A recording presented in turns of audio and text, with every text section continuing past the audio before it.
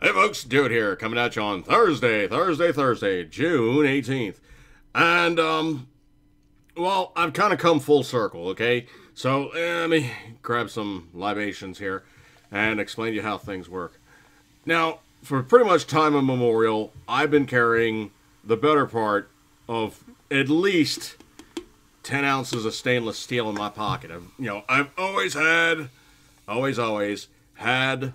the Pocket Champion or the Swiss Champ. I've always had one of those things in my pocket. Always. 10 ounces of stainless steel, 30 some odd tools. I mean, it's the pocket toolbox, okay? Now, this thing will beat the crap out of your pockets, and it's pretty much got just about everything you could possibly ever use, up to and including, hopefully, some form of fire starting implement, which some people say can, and some people say cannot work for starting a fire. I just consider another means and potential possibility of something I have on my person to do such. But I am thinking I'm probably going to have to wean myself off of this thing and probably carry a lesser knife. Is it something I really need to do? No, it's probably just a case of just familiarity breeds contempt, and I've been carrying this thing for so long that probably I should do something different. So I might have to swear off on this particular Swiss Army knife. I might carry this guy, which is pretty much like a climber, kind of cool because it has, it's got the scissors, still has a saw, still has, most of the tools, doesn't have the pliers, which one is, this one actually does have a pair of pliers on board, which is, kind of handy to have, but do I really use it that much compared to simply just having, just a handy-dandy pair of tweezers? More than likely, the pliers are not used that much, but I'm thinking that there's also some other things that this doesn't do. They're both, 91 millimeter knives. So the standard Swiss Army knife size, the 91 millimeters. I'm thinking probably either of these two are just probably not going to do it. I'm going to have to probably go a little hardcore and carry something a little different here. I committed to you and to have some companions. I'm going to have to switch up and carry a different knife entirely. Now, what knife is jumping out and saying, you must have this knife on your person? Well, obviously the Swiss Army knives, they are just so useful. They are so easy to have on your person. And they are absolutely some of the best knives on planet Earth. Notwithstanding the blade steel. The blade steel in these is easy sharpening, not the best edge holding, but in terms of what they actually do, a couple swipes with a stone, this thing's back to sharp again. Very quick, very easy. Course, albeit that means that also a couple of swipes on something a little rough, you lose the edge. Now, I've come full circle.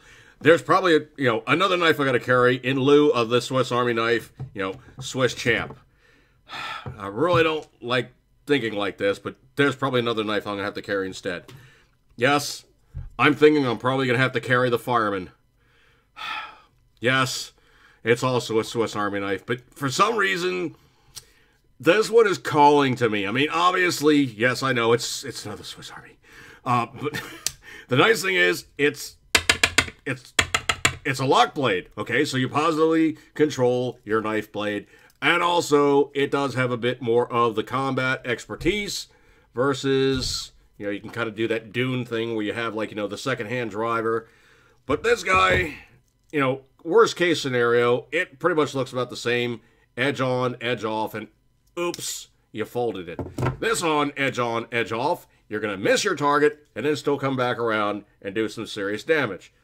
Yes, I actually do know some minor knife fighting stuff. Yes, I do know you pretty much have to have the hammer hold. Yes, you pretty much also wish to always have edge oriented towards your target at all times.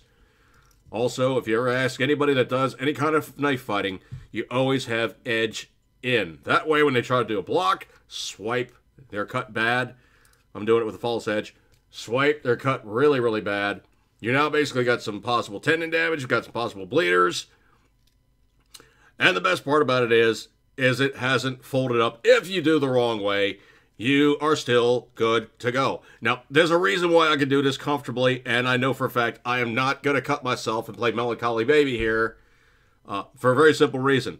This one always orients correctly. The blades are only on one side. You will have the corkscrew. You will have the awl.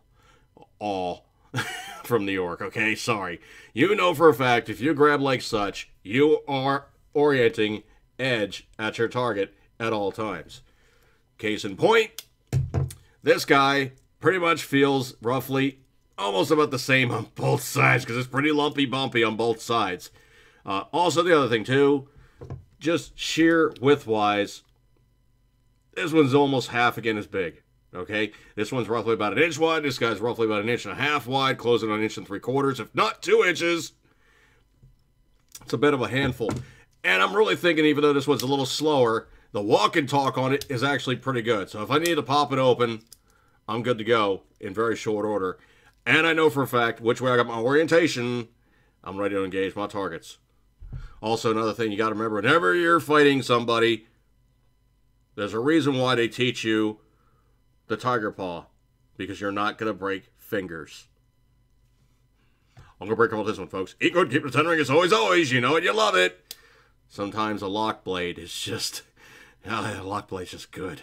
But I still adore my, my SWISSCHAMP, but I'm thinking I'm going to be carrying this one a bit more. Why? Because I can. I got a bunch of them.